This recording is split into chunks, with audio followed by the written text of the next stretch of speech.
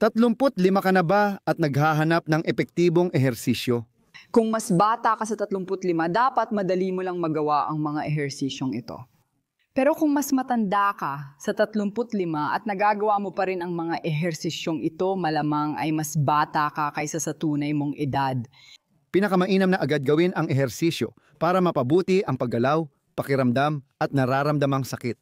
Sa panahon ngayon na kulang tayo sa paggalaw, napakahalaga na paulit-ulit nating gawin ang ilang mga ehersisyo para hindi tayo tuluyang manigas. Magsisimula tayo agad sa unang ehersisyo na mahalaga laban sa madalas na pag-upo. Hindi masama ang pag-upo, kundi ang kawalan ng balanse. Ang ehersisyong ito ang nagbabalanse sa pag-upo.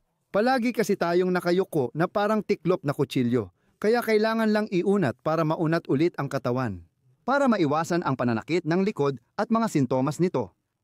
Tama, mas maaga mong simulan, mas mabuti. Mainam simulan ito habang bata pa, kaya dapat ginagawa na ng mga batang nag-aaral, kahit sa kindergarten na nakaupo na sila. O, Tumayo ka gaya ni Petra, na kasing lapad ng balikat ang pagitan ng mga paa. Ilagay mo ang mga kamay mo sa ibabang bahagi ng puwitan. Tandaan, sa ibaba, dahil gusto mong malaman kung nasaan ang singit. Kasi ang singit ang itutulak mo ngayon, paabante. Itulak mo lang ang singit mo paabante. Sumabay ka agad, ito ay isang video na sabayang ginagawa. Itulak agad paabante. Simula na ang ehersisyo. At kapag itinulak mo na paabante, mararamdaman mo agad ang paghatak dito sa harap ng singit. Pwede ring humatak sa tiyan, pwede ring humatak sa likod. At ayos lang lahat yan at nagpapakita na may nangyayari dyan. Habang iniinat at itinutulak mo paabante ang singit, lalo namang umaatras ang katawan mo. At ngayon, hanapin mo ang intensity na kaya mo pang tiisin, na positibo pa rin, na parang masarap na sakit pa rin. Tama, kay Petra maganda na ang itsura niyan, gawin mo lang katulad ng ipinapakita ni Petra.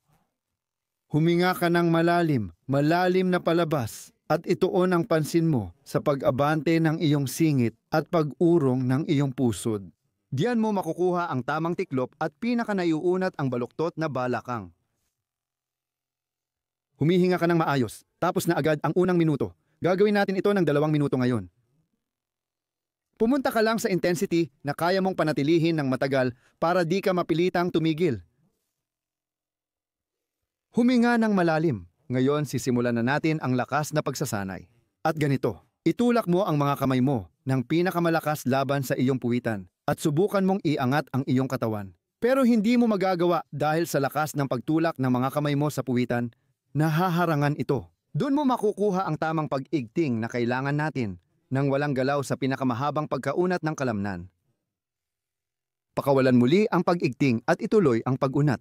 At ulitin. Gustong ituwid, magkontrapuwersa. Pakawalan, ituloy. Gustong ituwid, magkontrapuwersa. Pakawalan, ituloy.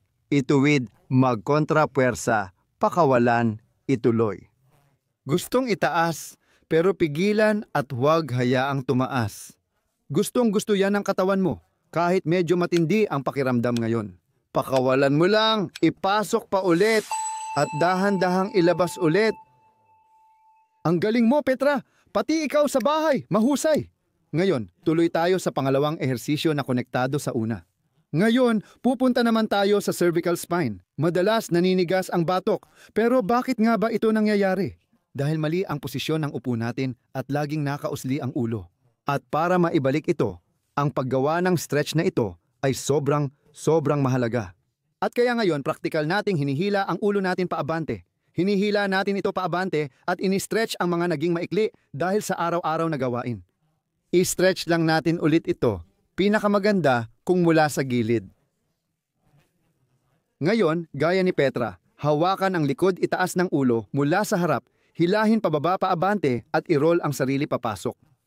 Parang isang hedgehog, subukan mong idikit ang baba mo sa lalamunan mo.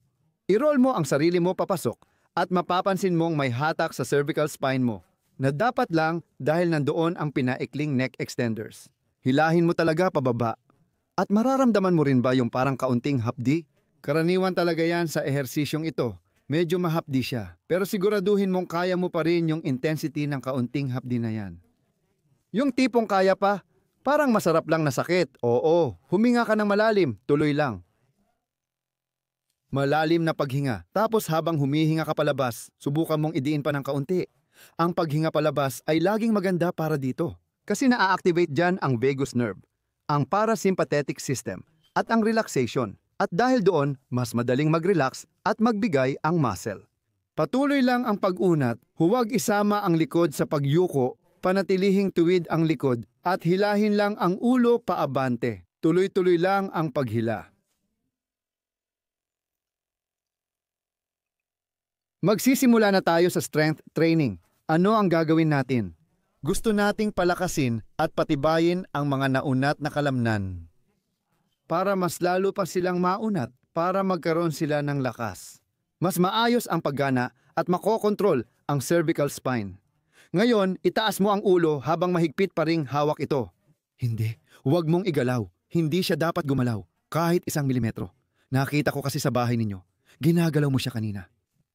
Oo, hayaan mong maging relax dyan at hilahin mo papapasok, igulong mo ang ulo mo papasok, parang iniikot mo ang ulo mo papunta sa isang rolyo. Pagkatapos, itaas ang ulo, pero manatiling mahigpit ang hawak at huwag hayaang gumalaw habang pinipiga ang kalamnan. Pakawalan mo ulit at ipasok pa ng konti.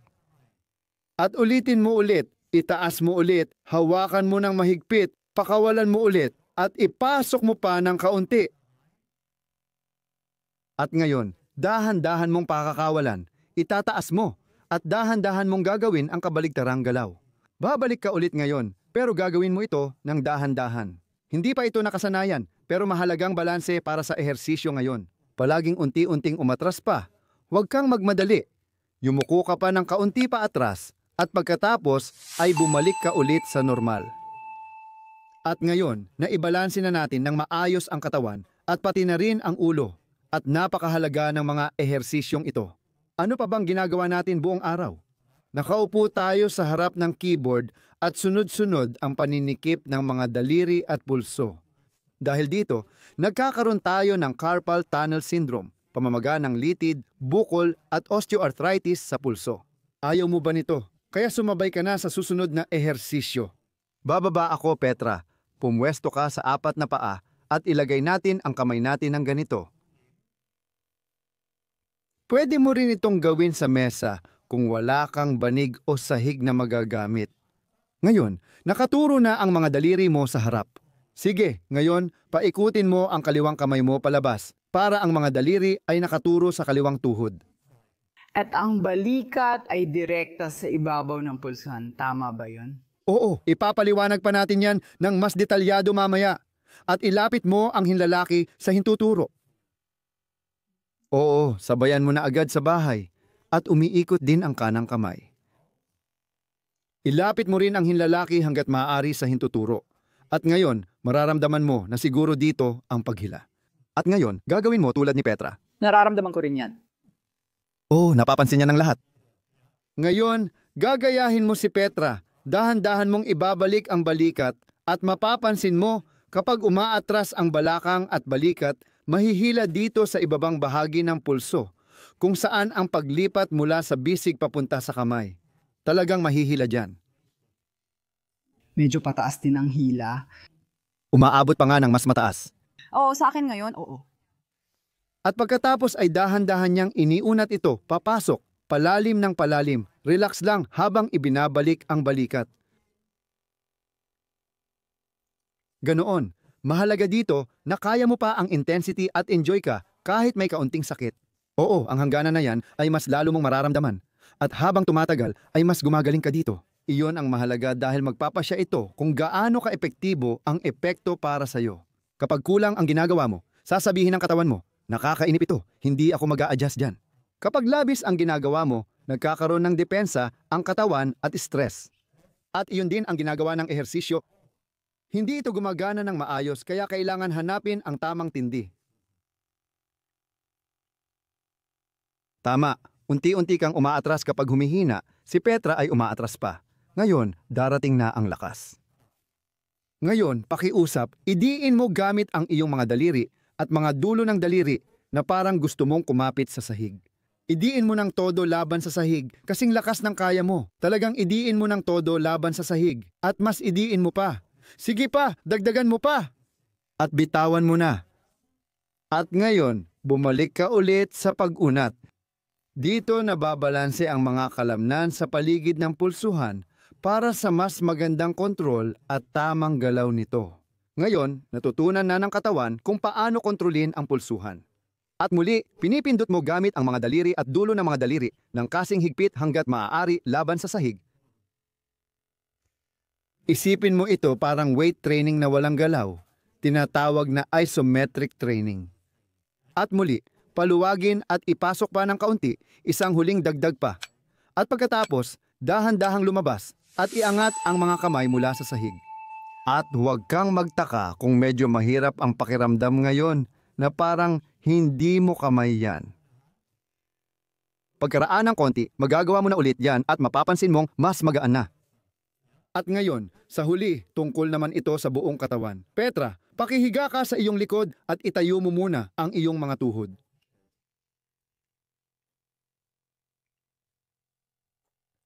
Humiga ka rin sa iyong likod, itayo ang mga tuhod. At ngayon, magsisimula tayo sa itaas ng katawan. Sa paggawa natin ng ganito, ibaba natin ang baba hanggat maaari papunta sa ating lalamunan. Pwede mong tulungan ang sarili mo gamit ang mga kamay sa ulo sa pamamagitan ng bahagyang paghila ng ulo pataas ng ganito. Ang mga kamay ay nasa ulo. Nakakatulong ang kamay para tama ang posisyon mo rito. At ngayon, ang mahalaga ay itaas ang ulo at igulong ito paabante nang sa gayon ang baba ay mas mababa kaysa noo. Kadalasan, kapag nakatihaya ang tao, mas mataas ang ulo at baba kaysa noo. Kaya ang layunin ay maibaba mo ang iyong baba ng sapat para ito ay mas mababa kaysa sa taas ng noo mo. At makikita natin sa iyo nang malinaw na nagawa mo ito. Ibig sabihin nito, maayos na ang posisyon ng itaas na bahagi ng iyong cervical spine. Ngayon, manatili ang posisyon ng ulo pero ibaba ang lumbar spine. Hilahin ang pusod pababa sa sahig. Huwag kang magtaka, maaaring madulas ng kaunti ang ulo mo sa sahig dahil mas humahaba ka na ngayon. Malinaw naman yon. Kapag kuba ang likod mo at itinuwid mo ito, mas tataas ang arko. Nadadagdagan ang taas mo at naiiwasan ang pagliit habang tumatanda, kaya nananatili kang kasing taas. Sa epekto ng pagyuko, kaya kailangang hilahin pababa, ito ang ikalawang tensyon.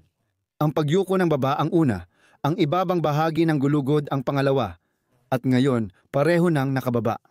At ibinababa mo pa lalo ang mga tuhod sa pamamagitan ng unti-unting pag-unat ng mga binti. At ngayon, kailangan mong makinig ng mabuti sa iyong sarili. Manatili ka lang dyan, Petra. Ngayon, kailangan mong makinig ng mabuti sa iyong sarili. Kung ang iyong lumbar spine, o mas mabuting sabihin, damhin mo, kung ito ay umaangat. Kung ito ay umaangat, manatili ka lang sa ganyang posisyon at mag-practice ka ng ganyan hanggang sa makababa ka na ng mas mababa gamit ang iyong mga tuhod pagkalipas ng ilang araw. Pero ang pinakamaganda sana, at dapat mong magawa ito sa edad na 30, ibig sabihin lampas 30, na maibaba mo ang iyong mga tuhod hanggang sa tuluyang maunat ang mga binti nang hindi umaangat ang iyong lower back mula sa sahig. Kaya, napansin mo na siguro, may dalawang bagay na sobrang mahalaga. Una, dapat ang baba ay mas mababa kaysa sa noo. Pangalawa, dapat mailapag ang mga binti habang ang lower back ay may buong kontak sa sahig hanggat maaari. Kung malayo ka pa magawa ito, ayos lang. Dahil bawat araw ng ensayo, unti-unti itong gaganda. At kapag gumaganda ito sa ganitong direksyon, mas magiging komportable ka araw-araw. Kaya mo nang dahan-dahang bitawan ang sarili mo, mag-relax at bumangon kung kaya mo. At ngayon, pakinggan mo ang sarili mo. Ano ang nararamdaman mo, Petra? Ano ang pakiramdam mo dyan? Gustong-gusto ko ang ehersisyong ito at madali lang para sa akin, pero alam kong marami ang hindi ito kayang gawin. Hindi nila ito kayang gawin kahit sa leeg, sa likod, or sa balakang. At marami talaga na hindi kayang humiga ng nakadapa kahit sa edad nila dahil sa palagi ang pag-upo, hindi nila maunat ang tuhod at mga binti nila. Mapapansin mong gaganda talaga ang kondisyon mo sa katawan kapag regular mong ginagawa ang ehersisyong ito. Seryoso ako. Ibahagi mo rin ito sa mga kakilala mong dapat ding subukan ang mga ehersisyong ito. Siguradong magpapasalamat sila sa iyo.